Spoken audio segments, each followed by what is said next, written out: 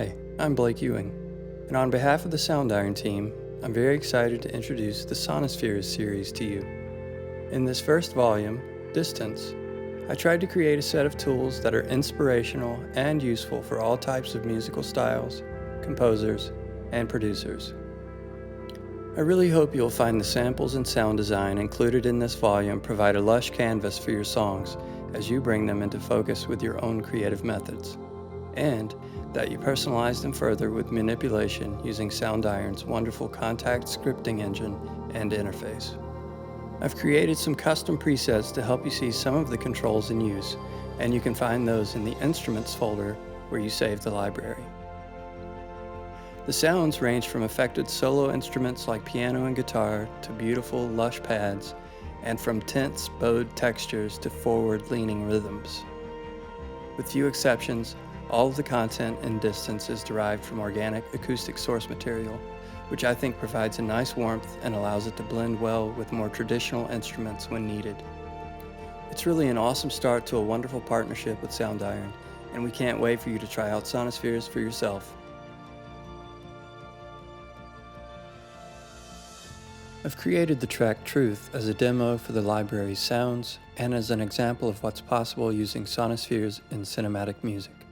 Let's have a listen, and then we can take a short dive into the composition, the sounds I used, and how I worked with the new set of tools in Sonespheres.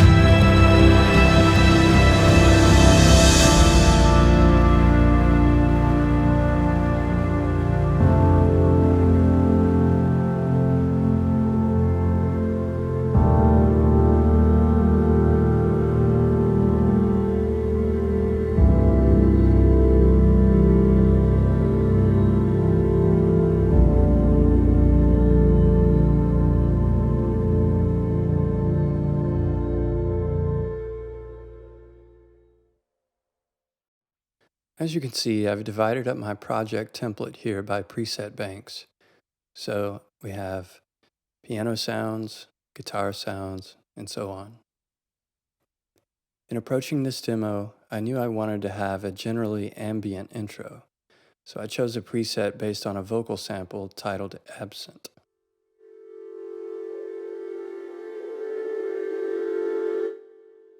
With that, I used this guitar harmonic patch.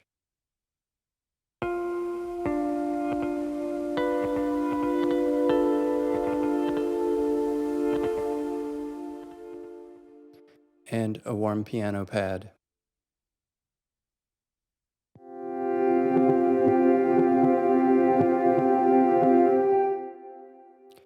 Next, we move on to the main chord progression, which primarily balances on F major and F mixolydian. I used another pad for that progression called Nowhere.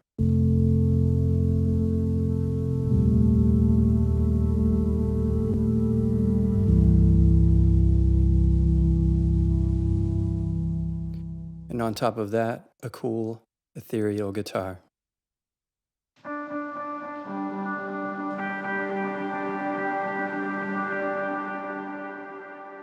Together, it sounds like this. In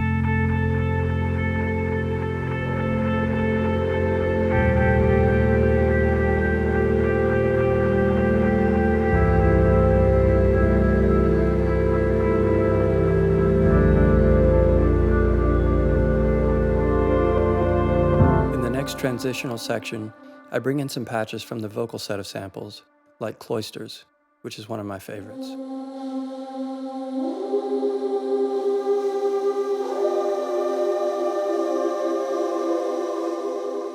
And with that, the introduction of a very warm piano now taking over the chord progression.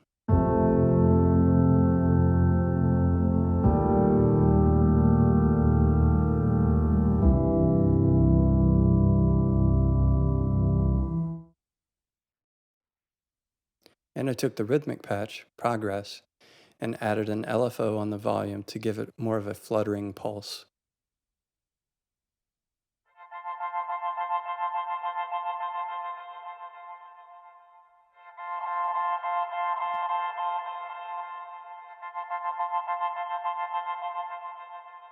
Altogether, it sounds like this.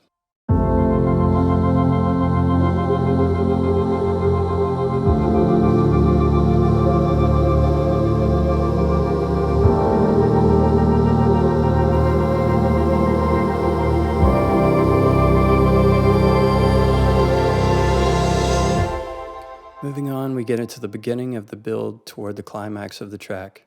Here, in addition to even more layers building on the chord progression, I added more rhythmic elements to propel the track forward, like the guitar preset View with an arpeggiator. Also, I took the release way down on here and added an LFO to the pan target to give even more movement.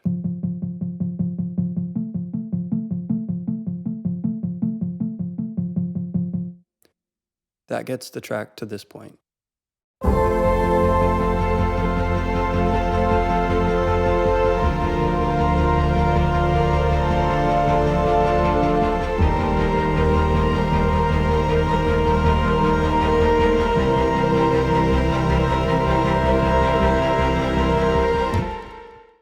Continuing with the addition of more rhythmic elements like this cross-faded instance using the presets Flutter and Flash.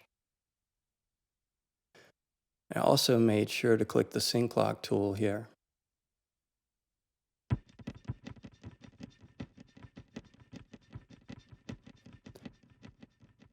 That build leads to the climax of the song, which brings back the Nowhere pad and the floating guitar from the beginning. Altogether, that sounds like this.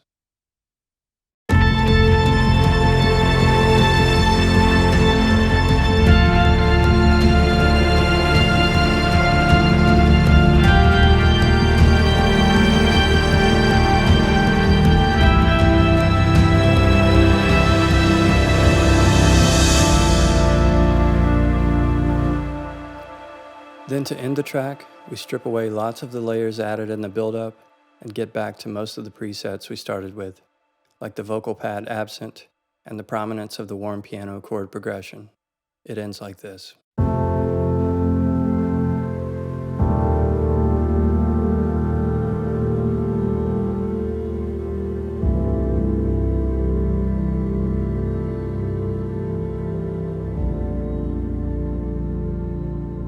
You can find more information and purchase Sonespheres at soundiron.com.